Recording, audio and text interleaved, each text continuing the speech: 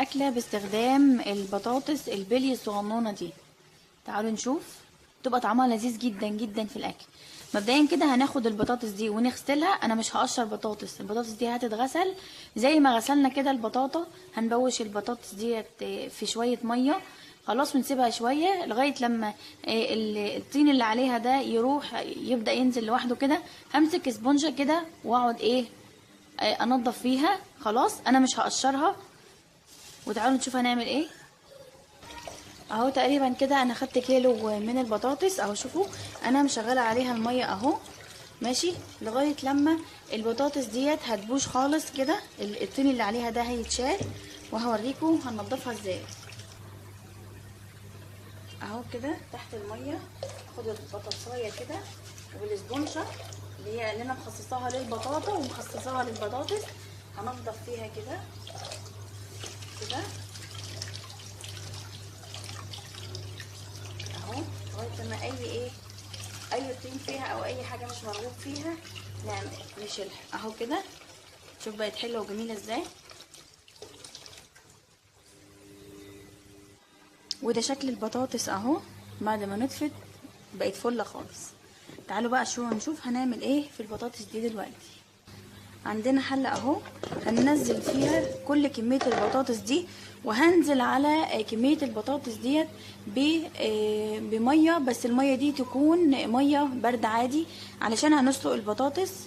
وكمان هحط اهو معلقتين من الملح كده على البطاطس وهي بتتسلق. هنسلق البطاطس في ميه بارده علشان البطاطس ما تتهريش مننا اهو. نزلت من الحنفيه بميه بارده او ميه من الحنفيه على البطاطس مغطياها اهو.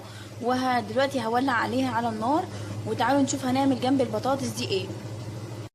شكل البطاطس بعد ما سلقناها اهو، شايفين حتى هي لسه سخنه اهي. هنستنى عليها ان هي تبرد شويه تهدى شويه، وبعد كده هنقشر القشره بتاعتها الرفيعه دي هتطلع معانا بسهوله جدا اهو كده. البطاطس دي ما بتهدرش منها حاجه عكس البطاطس اللي بتتقشر دي 3/4 البطاطسيه بتطلع في القشره، لكن دي قشرتها رفيعه جدا. هنسيبها تبرد وبعد كده نقشرها.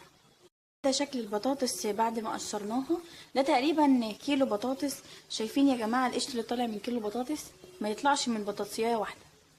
البطاطس دي ما بتهدرش منها اي حاجه. كل اللي احنا هنعمله دلوقتي ان احنا هنمسك البطاطسيه كده، هنمسك البطاطسيه كده في راحه ايدينا خلاص، ونضغط ضغط عليها كده من غير ما احنا نفرول البطاطس اهو. بقيت البطاطسيه كده بططناها بس تبطيطه بسيطه كده اهو.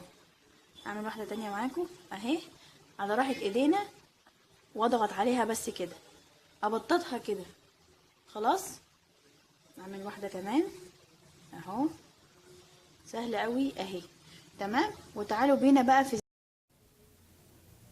طريقة البطاطس ديت علشان تبقى مقرمشة وهشة من جوه ومقرمشة جدا جدا من بره، يبقى طعمها لذيذ جدا جدا. هنسخن زيت في طاسة على النار، وبعدين نحط فيه البطاطس وما نحركهاش غير لما البطاطس تاخد لون حلو جدا من تحت، لون اشقر فاتح او غامق براحتك على حسب ما تحبي ماشي. وبعد كده هنبتدي ان احنا نقلب البطاطس على الناحية التانية برضو تاخد نفس درجة اللون تقريبا من الناحية التانية.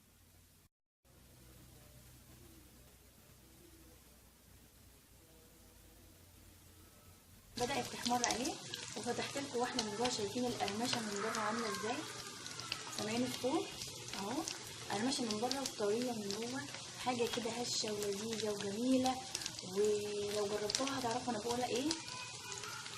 مع البطاطس دي هنعمل معاها شويه رز بشعريه في حله على النار. حطيت هنا شويه من الزيت علشان هحمص او هحمر فيهم الشعريه، وحطيت الشعريه اللي هتناسب لكميه الرز اللي انت هتحطيها. يعني انا مثلا هحط هنا 1.5 كوبايه من الرز، انت بقى على حسب افراد اسرتك هتحطي. وهستمر في تحريك الشعريه كده لغايه لما تحمر وتاخد لون جميل اهو كده. وصلت لدرجه اللون دي كده هنزل بقى الرز عليها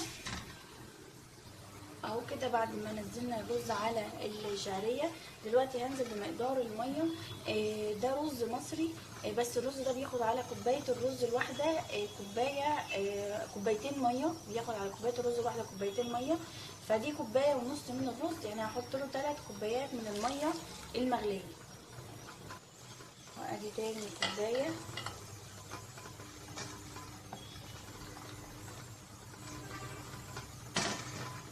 وكده تالت كوبايه وشويه صغيرين. خلاص. وتظبطي الملح بتاعك، يعني هنا هحط اكتر شويه من نص معلقه صغيره شاي ملح اهو كده، وشويه صغيرين بس كده. انا ظبطت الملح بتاعه. هسيبه بقى على نار عاليه لغايه لما يغلي وتبتدي الميه منه تتشرب، وبعد كده هدي النار عليه خالص، هخليها شمعة. اهو كده بعد ما الرز خلص اهو، شايفين فلفلته؟ رز بالشعريه جميل جدا جدا جدا، اكله بصراحه شهيه جدا وجميله جدا اهو. تعالوا بقى نقدم البطاطس مع الرز بالشعريه. الشكل النهائي لطبقنا النهارده اهو، والله طبق يعني الواحد عايز ياكله دلوقتي. اشوفكم على خير ان شاء الله بالفيديو الجاي، والسلام عليكم ورحمه الله وبركاته.